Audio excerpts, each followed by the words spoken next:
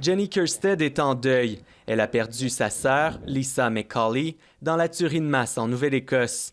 Quelques jours à peine après les événements tragiques, elle ressent de la colère, mais elle n'en veut pas à la GRC de ne pas avoir recouru au système d'alerte provinciale. I place no blame. I know that there will be extra measures put in place. Je ne blâme personne, dit-elle. Je sais que des mesures supplémentaires seront mises en place. Nous allons beaucoup apprendre de ça. D'autres proches de victimes, comme une voisine et amie de Lillian Hislop, tuée alors qu'elle marchait, se posent de leur côté de sérieuses questions. We've had COVID-19 alerts that perhaps if we received an alert about this situation. Nous avons reçu des alertes pour la COVID-19, souligne-t-elle. Peut-être si nous avions été informés de cette situation, de nombreuses personnes auraient pu être épargnées. Je n'aurais pas laissé ma femme quitter la maison si j'avais su avec cette alerte qu'il était en liberté, dit de son côté le veuf de l'assistante en soins continus Kristen Beaton, elle aussi tuée par le meurtrier. La GRC a d'abord eu recours à Twitter dans la nuit de samedi à dimanche, puis ensuite à Facebook dimanche avant midi pour alerter la population de la présence d'un tireur actif. Not everyone has internet, but yet we all have TVs, a radio. Tout le monde n'a pas Internet, ajoute Mme Matthews, mais nous avons tous une télévision, une radio, un téléphone. Les techniciens de l'Organisation des mesures d'urgence ont été appelés au travail pour être prêts à lancer l'alerte provinciale, a indiqué Stephen McNeil, mais c'était à la GRC d'en faire la demande. La GRC n'a pas fourni d'explication à cet effet dimanche, le jour où la chasse à l'homme s'est terminée, ni lundi et mardi. Le public, finalement, fait confiance dans les policiers en autant que ceux-ci admettent qu'ils doivent expliquer ce qu'ils font.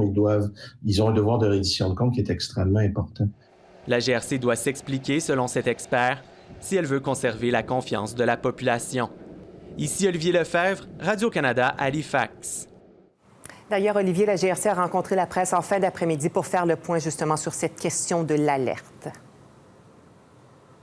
Oui, tout à fait. Le numéro 1 de la GRC en Nouvelle-Écosse a précisé que l'Organisation des mesures d'urgence avait appelé la police fédérale vers 10h15 dimanche matin pour lui offrir d'envoyer une alerte publique d'urgence.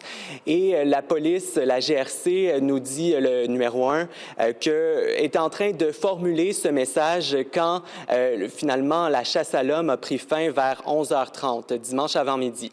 Alors pourquoi tout ça a pris vers 11h30, pardon. Pourquoi ça a pris autant de temps? Le numéro 1 de la GRC dit que c'est parce qu'il y a eu des communications entre la GRC et l'Organisation des mesures d'urgence et aussi il fallait prendre le temps de formuler cette alerte. Par ailleurs, sur l'utilisation de Twitter, il a dit que c'était le protocole, qu'il était satisfait des messages envoyés. Là-dessus, je vous invite à écouter la porte-parole francophone de la GRC. À 10h15, le 19 avril, le